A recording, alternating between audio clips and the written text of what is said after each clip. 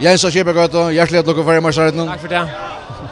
Jag tror hej absolut en löglo du ser 17 finalen som det blev till särskilt förra laget heter nog snäcka vitala Bjärgingar fallt till att du var maximalt tändra och lända det där. Ja, absolut.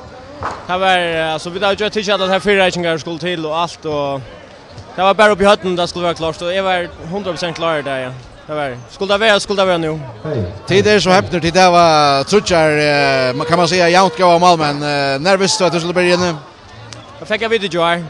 Ja, vi var faktiskt i kaffe tror forman VF men det var sån och sån. Och i Kvivik ta fick jag på att det skulle bli inne. För känslan att han ständer där.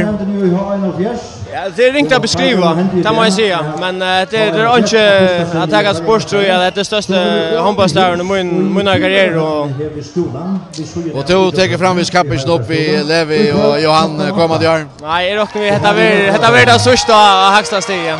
Det var det. Så du håller för att bara schema vi nu ta det Leo. Vi får schema vi men vi ger oss inte.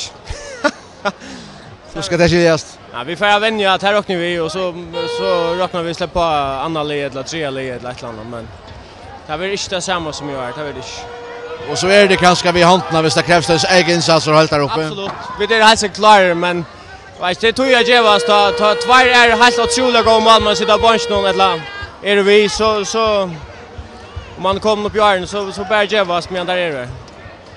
Ja men tack för några goda år och hjärtligt lycka. Tack för det.